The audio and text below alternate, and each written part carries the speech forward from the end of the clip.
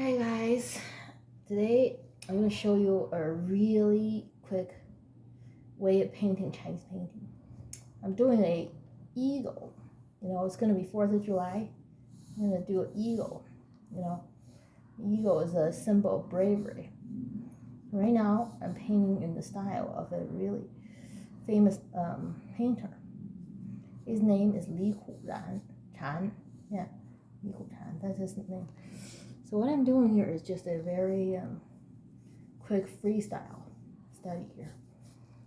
And it's very, the eagles we know in many cultures is a really important symbol of courage, right? And freedom.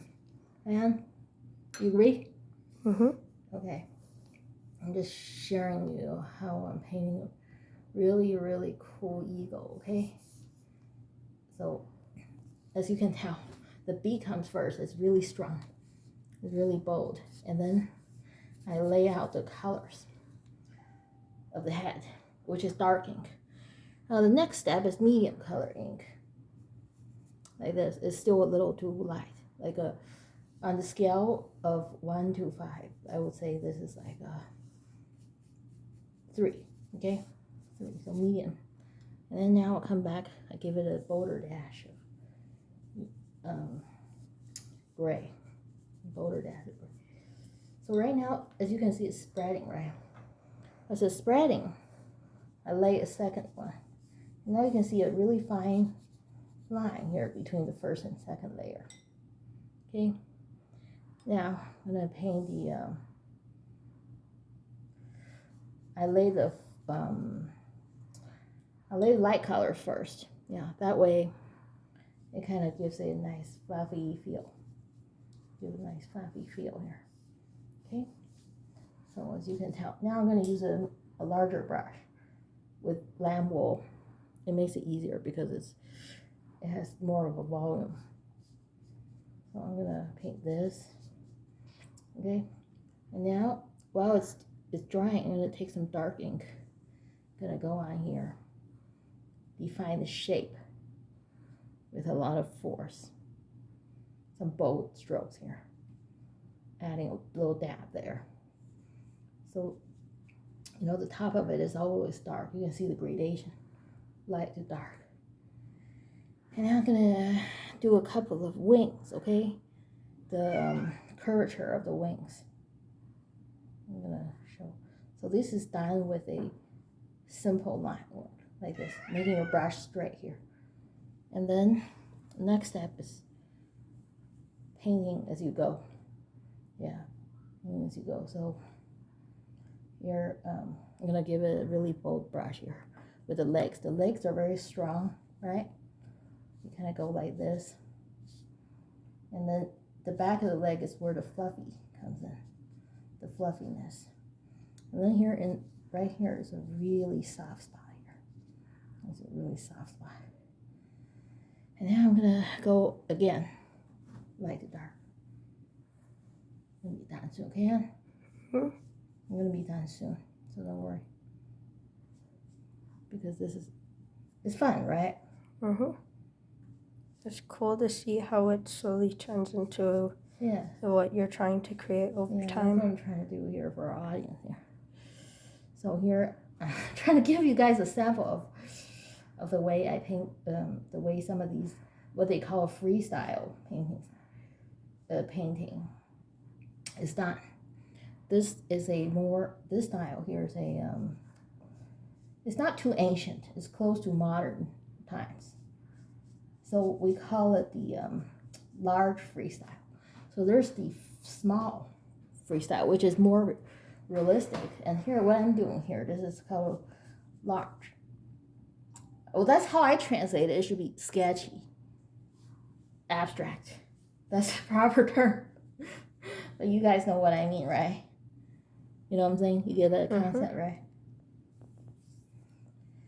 Now we come to the hard part here, the feet. Talons. Yeah. The beak. The beak. We try to make it really bold and very sharp, strong. Whereas the here near the end here, we want to give it a nice, you know, scaly look. It looks like textured on the claws of the eagle. Because you know the eagles, when they're really strong, right? They grab their prey with their legs, their claws basically. When they're in the wild, that's their way of surviving. That's where they use all their energy, their might, to catch rats and all kinds of little animals, right? So we want it really dark ink, but with a fine.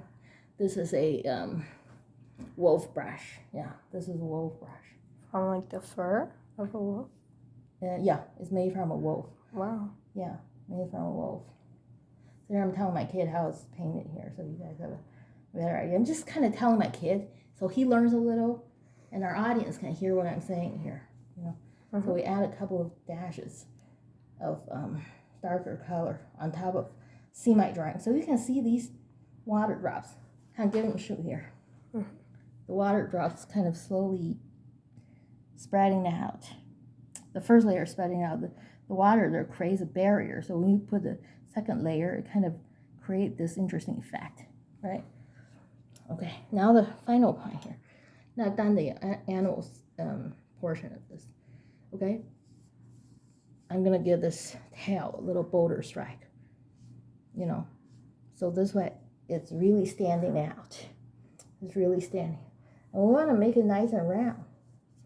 You know, better with a lot of water but not too much to give it a nice finished appeal. You can even use a little dry brush to give it that spontaneous look. Oh, it looks good. Yeah. Now I'm done with this. I'm gonna go back again with this slightly large brush. I'm gonna use medium ink. We first lay down the light ink. The reason for that is we usually light comes before dark, because Chinese watercolor is also a water medium. It's transparent, you know. It doesn't cover each other. It's transparent, unlike those opaque pigments in oil paint. So here I'm just painting the rock. When we paint the rock in Chinese painting, it's like you hold your brush on the side there. You know, it's very deliberate. It's very deliberate. But at the same time, you can see the form of the rock. Okay, you can see there. So what I'm doing here is using a lot of bold calligraphy strokes. You know what I'm saying? Mm-hmm. Have you guys done? I think a lot of people know about calligraphy, right? Yeah, we learned about it in just look at this. history. Look at what I'm painting here. So part of it you can see is very dark and striking.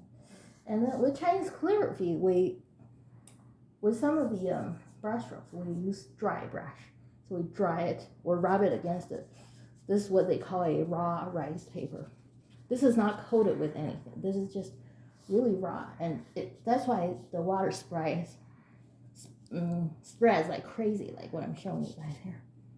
There's another kind that's called cooked. With that, the ink is not able to spread like this. It's kind of staying on the surface like a droplet. Yeah. Now I'm kind of approaching my final finish here. So you look at this, as you can see, this is texture I'm trying to present here. Okay? Okay, so that looks good, right? Yeah. I think I'm just gonna end up very soon. I just want to show you guys the basic techniques in painting this. You can always go back, you know, improve it. As you can tell, I'm leaving some section of this white. And in Chinese painting, it's really important to leave certain sections unfilled, you know, to give that balance of space and substance. So void and space, that's a very important concept. All right, so let's end here. Thank you.